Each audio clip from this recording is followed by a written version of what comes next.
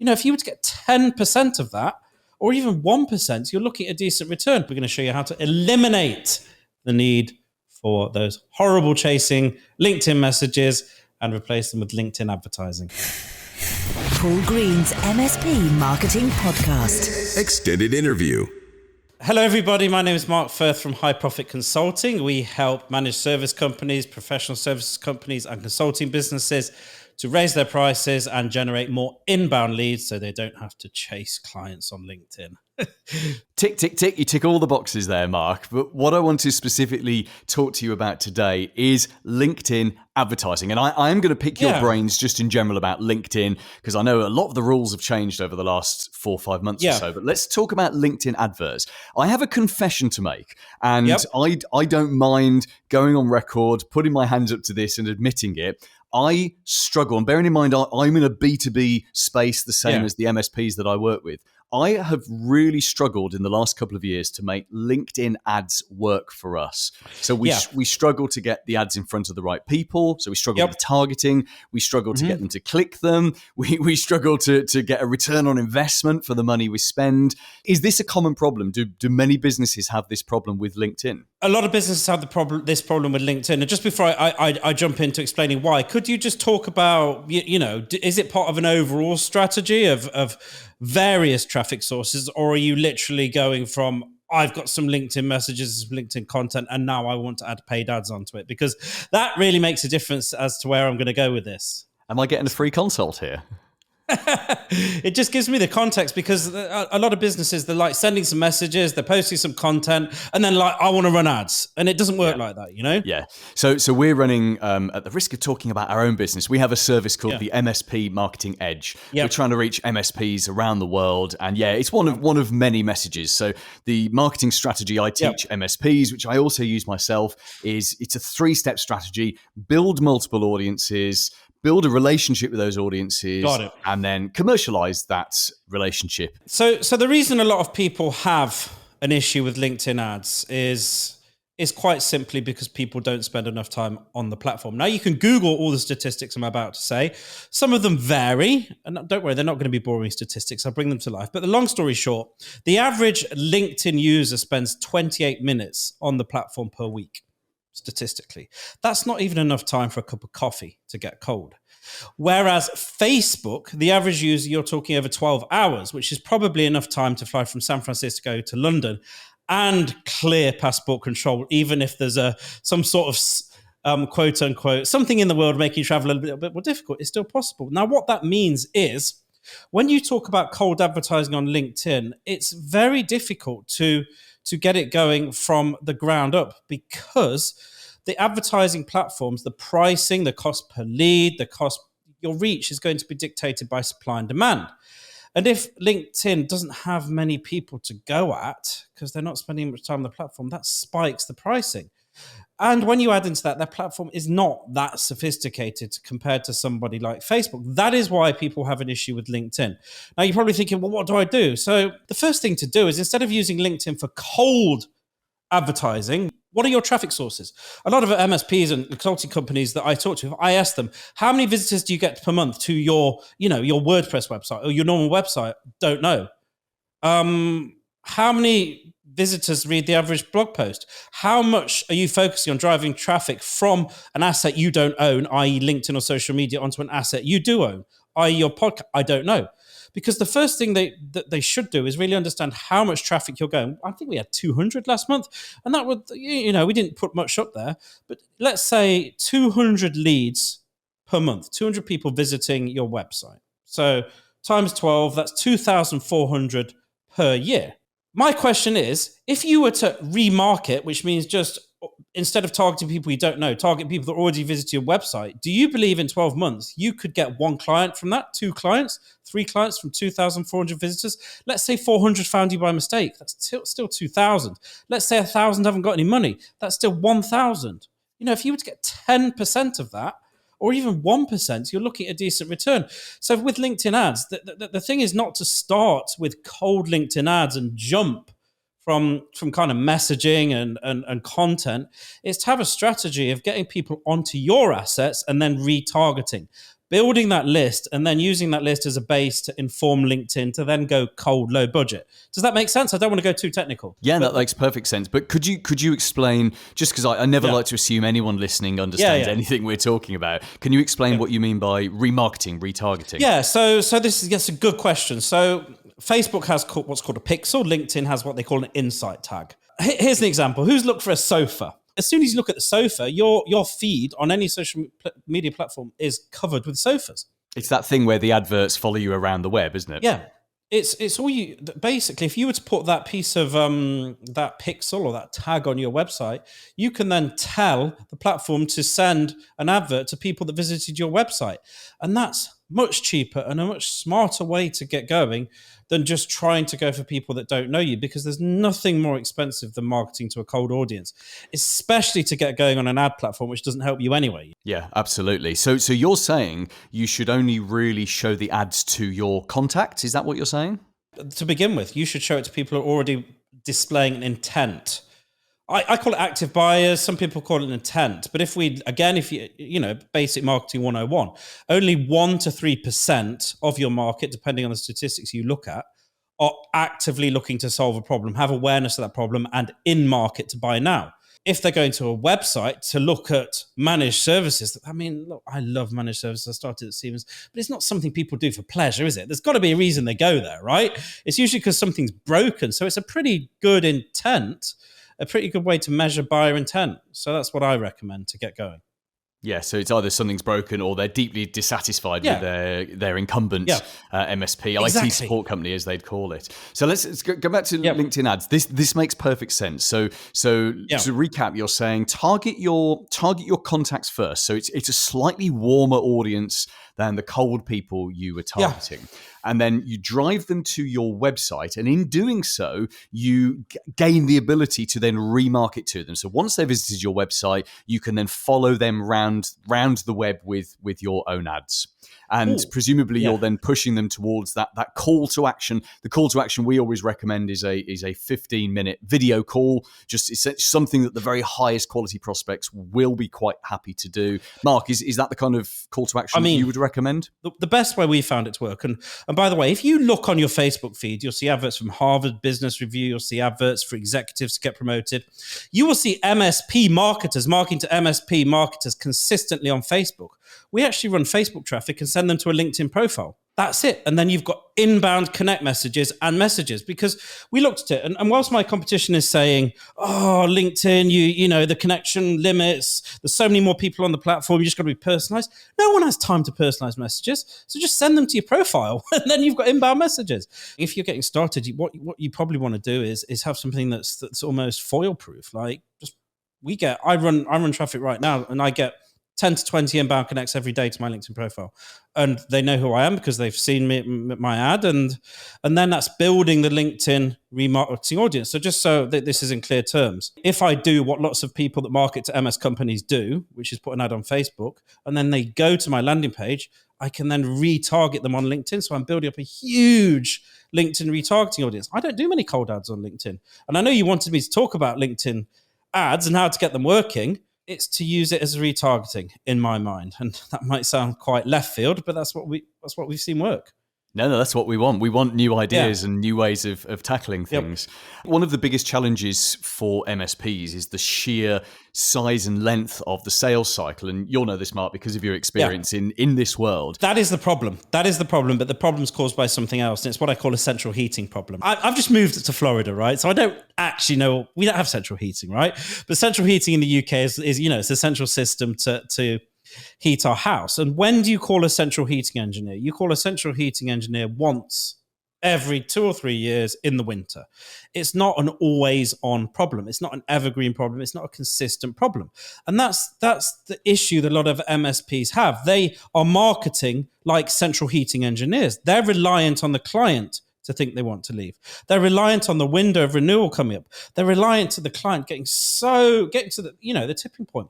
What they actually need to do is look at their offer and look at adding something to their portfolio that covers something that needs dealing with right now that's urgent and what I call a Monday morning problem. A Monday morning problem is the opposite of a central heating problem, because every Monday, it's now Tuesday, if we're doing this, but yesterday, every MSP owner or sales director will have sat down and gone, oh my God, I can't believe I've got to do this week. I don't want to be doing it. I need to get rid of this problem. That's what you need to be speaking to. And you may not have that capability. Well, add it, because you've got a choice. Add it or get frustrated and wait for them to call you. And I know which one I'd do if I was running an MSP. And that's what we used to do, by the way, when we were selling MSP service, because I started in the UK 2003 at Siemens Communications doing managed services, and I worked in the reseller channel, and we would always have this thing in our back pocket to open the door rather than waiting for them to knock on the door. That's what I think it is. I think it's an offer problem. I don't think it's a waiting for the customer problem. So could you give us a specific example of what a Monday morning problem might look like? Well, it's going to completely depend on which niche you're doing with your managed services. And it's going to completely depend what's the topic of the month. Security was a big one. GDPR was a big one at its time. Right now, remote working was. I mean, we used to do it with telecoms audits. I mean, that's 2003. So that's out of date now. It's going to completely depend on your business, your client, the size of business you're targeting, the nature of the services you do. But there's always that problem. There's always something they're dealing with that they want to get rid of. And there's always something there. Always. Mark, this is fascinating stuff. Now, you and I are going to continue this conversation on our YouTube channel. We're going to do an extended interview, but just here for the podcast. And by the way, I'll tell you how to access that YouTube video later on in the show. But here for the podcast now, let's finish off. Just tell us briefly a little bit about what kind of clients you work with, what you do, and how can we get in touch with you? We love... And by love, I mean we only work with, because they're where we get the results. We work with small businesses and individuals. I like to work up to about 15 people, 1 to 15 people, where people are looking to get to the point where they've got inbound leads coming in. Once we go bigger than that, we do work with businesses that are bigger than that, but they usually have the in-house skills to do it. And we can also do that, but our sweet spot's 1 to 15. And what are your contact details, Mark? Go to Mark Firth online. That's M-A-R-K, Firth, as in Colin Firth, F-I-R-T-H, online.com. And I am fully aware I need to get a more phonetically friendly call to action. You can also go to www.clientsimpact.com/training1, the number 1. Lovely. Mark, thank you very much. So that's what we've done for the podcast. Let's carry on talking now, just here on this extended interview on YouTube. I want to go back onto some of the things that you were talking about there. Can we start with your background? So you mentioned in 2003 you were working at Siemens, and you actually told me you were in Milton Keynes, which is where I'm based, the world's best new city here in the UK. So what is your background? What were you doing? How did you get into this? All right. So like a lot of people ended up working in sales after they graduated college or what we call university in the UK. I didn't know what I wanted to do, and because I didn't know what I wanted to do, the only people that would take me was someone that would want to sales, right? It's how so many people end up in sales. So I ended up working sales in what we call the real reseller channel in the UK, the dealer network. I don't know what it's called in the States so much these days, but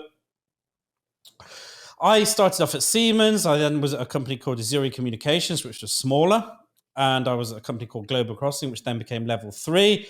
I got to the age of 30 and I was like, I can't do this for the rest of my life. The travel, the hours, the politics. I'm just not good in an office. I'm not good in an office environment. Even though sales is about as far as you get from the office environment, because you're a producer, you can get away with a lot more. I just wasn't happy. So I did the logical thing and took a few years out, became 10, decided the only way I was going to go back to providing with my family was starting a business. And obviously, we would use LinkedIn a lot. We took what we knew about LinkedIn and got going and got moving online. And that's become high profit consulting, where we help the businesses to grow and to grow quickly through inbound traffic. That's amazing. And I've got to ask, what takes you out to Florida? Because you were in Nottingham in the UK before. Yeah, I grew up in the UK. And as much as I love the UK, I don't want to live there. I don't want to live there. I've always had a dream since when I grew up in Nottingham, we had some friends, and he emigrated to Chicago. And when I was about 10, as a family, we went over to Chicago, we went over to Disney World. And from that moment, I've always wanted to live in the States. And as the business got going, I met a mentor who had British and moved to the States. He said, we can do an investment visa. All you can do is invest 100 grand and you can live there. And I was like, well, who did it for you? That was 18 months ago. We moved over here in December. It took me 18 months to get everything in place because things got shut down for COVID. But yeah, of course. And that investment visa, do you have to buy a business, or what do they define? What's the criteria as an investment? It can be. I already had the business running in another country. You can just set up and run the business as a division in the States. So it's effectively the same thing. We're always doing the online stuff. We just changed the location of where it's incorporated. Yeah. I love it. So you're talking about your sweet spot of customers. Let's assume you start working with an MSP because you obviously understand this kind of business. So let's say you and I let's say it's my MSP. I don't own one, but let's say it was, and we sat down and I'm like, right, Mark, strategy. What are we going to do? And because you and I have just had a very tactical conversation about how to use LinkedIn tactically, but let's back up to let's assume the goal is to win a new client every month or every other month, and we want to be adding 5,000-10,000 of monthly recurring revenue this year, which is a pretty solid goal for an MSP. So I appreciate. I'm not expecting you to put a full marketing plan and strategy together. That would be going too far. But where would you start? What kind of questions would you ask? What kind of areas would you want to look into? All right, I'm just going to pull up my form that we actually do with clients. It's not going to be tactical. Great. It's just to remind, because every single client, without fail, has from this form something we can quickly improve upon. So the first thing that they're always missing is we want to know how many people are visiting, how many potential clients are visiting assets that you own. An asset that you own is something that is not LinkedIn, that is not Facebook, that you cannot be chucked off at a moment's notice, that does not control your reach. So for me, I want an email list, I want an SMS list, I want people visiting my website. Those are the big three. If those three things are happening, we already have what I would call low-hanging fruit. People say, well, I don't know. It's very rare that people have none. So as soon as we've got that information, we can then target them, or we can improve the conversion process. People have let's book a call. People have no kind of what I would call direct response based conversion, because you can have all the leads in the world, but if you haven't got a way to convert them, you're not going to get any clients, because the way you make money is going to be number of leads times conversion. So if you get 10 leads and you convert 10%, 10 times 0.1, that's going to be 1. But if you've got no conversion, you're going to get none. So it's very quick to just change the call to action on the website, find a way to capitalize on that, whether that be with advertising. The other thing they have is they don't have a follow-up sequence. The most I know this is tactical, but Forrester did a survey. 56% of buyers buy after 5 touches or more, but no one really likes following up or knows how to follow up. It's actually very easy to follow up. It's very easy to just get in contact with everyone. We're in the second week of the year right now. Every single MSP should have contacted, without exception, every single person they have a sales conversation with last year or had an interaction with. They should have done it already, because there's going to be how many have done. You know how many have done it though, don't you? How many? It's very rare. How many MSPs are there worldwide? I don't know, 20,000. How many have done it? 20. It's and this is the huge opportunity in this market, that the most MSPs are bad at marketing. They don't do much marketing because they've got lots of monthly recurring revenue and because their retention is insane. So it's an inbuilt. It's so easy to get to the end of another year. It's like, oh wow, is it December 2022 already? Well, I didn't get around to doing any marketing, and that to me is the big opportunity in this world. And you're also, if you're listening to this, you're probably pulled all over by the tactics and the shiny objects. And I know we have to market to get your attention to do that. But when this is a bit more of long form content like a podcast, I can actually do my job in communicating why you're selling yourself short by doing that, because it comes down to the fundamentals. Number one, capitalizing on existing traffic. Existing people are already interested in your product or service. They do that in retail. They do that in health. They do that in manufacturing. They do that everywhere. It's fundamentals. Number two, follow-up. You will not find a sales process in the world that's not successful without follow-up. The next thing is, once you've, those are the first two things we will always look at. And, the other one is the other big boulder is usually the sales methodology. And that encompasses what happens after someone shows interest through to becoming a client. Not just the actual sales call, because the quickest way you can improve that is usually not the sales call. It's usually the pre-qualification or what they're seeing before they actually get on the phone with you, So those are the big three that we look at that always have a quick win. I love this. This is really good stuff. How old are your kids, Mark? 2 and 5. Okay, so the move to a completely different country is probably less of an impact on them than if you had teenagers. Yeah, I mean, he loves it here. My son's at school now. He absolutely loves it. We were in Colombia before. My wife's Colombian. I was in Colombia for a decade, and Colombia's got a lot of good things, but bringing up kids is not one of them. And he loves the school system here. It's more creative. So That's great. That's great. Yeah. Look, Mark, we're going to get you back on next year. We'll get you back on the podcast and get you back onto this YouTube channel as well. Do you want to just quickly, I know you did it earlier on, but just quickly remind us what your website address is and how we can get in touch with you? Okay, so my website is, well, you can find me on YouTube if you're on here. If you put Mark Firth in, you should see some more videos come up. But www.markfirthonline.com. MarkFirth online.com, markfirthonline.com. That's kind of my base of operations, where I have a good conversion asset, as I just said, and you can get a lot of information, and you will be able to get hold of all sorts of process documents, information on LinkedIn ads. All sorts of resources are available because we do exactly what we preach. We bring people to our website, and then we have a way to bring them into our world. Simple as that. Paul Green's MSP Marketing Podcast. Extended interview.